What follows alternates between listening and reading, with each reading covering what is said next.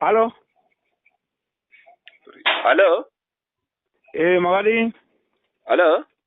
Halo, makadi yenyu? Halo? Halo? Muri kundinzwa? Makadi. Alright, mushe mukoma. Mukoma ngusori nhasi monetswa singaiti. Ndini vambofona vanhu vadliwayo. Alright, pane pamwe pari kuda kunzwisisiwa kuti kwai pakabva mota yenyu pahonorable. Kwai pakafambiwa sei? Makafamba sei? Pakudi. Kwai pamakabva pahonorable. Makabva muri moga here? Aiwa, takabva nevarume 2 vanga vanavo ipapo. Hati wanditi ndanosiya varume ava pasezesheni apa. 2 varume vangane heti nomwe vangane suti yapenya. Halo?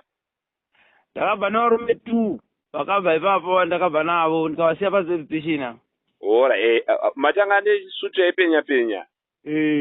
Komwe wacho?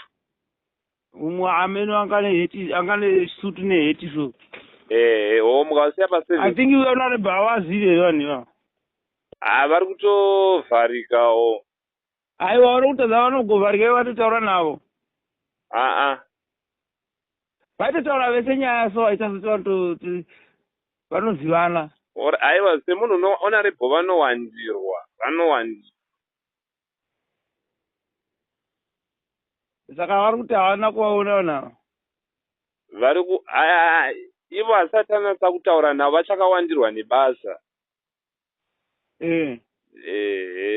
Alright, mavasiya pa7 station varume vaya vakabva vadi vaenda. Ini ndakabva ndaenda. Ndozi ndaitora ndanorara magutu ndichitouya. Ndakabva ndatosunza mota ndikati ndoda kunorara mupe ndozi ndasvika Mararo sei. Saka varume ava 2 vavasina zvavava nazvo here?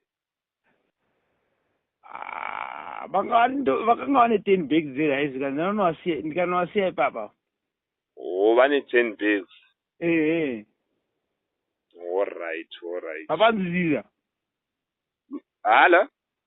Ati mapanzwisisa here? Ya, ndopadaida kuhwisisa ipapo, ndopadaida kuhwisisa. Hachina kuti imimi mungaita problem kachi aiwa ime hamuna problem. Aiwa, haina problem. Ndikasvika pavenue ndikatosiya iyo nditolodhanda kurafingura izvo. Ndikasvika pavenue zvinozosara zvichiitika handitobvumirwi kutotaura nezvazvo. Handitobvumirwi kutotaura nezvo handitoita izvozvo handitobvumirwi. Chokwadi. Ndikangosiya ndokuba kuri kuita ma-MP eZANU-PF. Imagine kuti panobiwa 10 bags dzerice dzaifanira kupiwa vanhu munhu oba. Iye ari kupiwa allowance yaari kupiwa kuparliament. Haasi kutogutsikana nayo allowance iyoyo.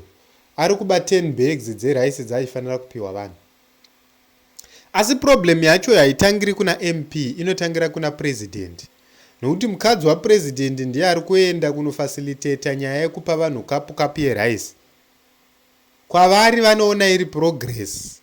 Kwavari vanotoona kuri kubudirira ikoko kunopa vanhu kapu yerice.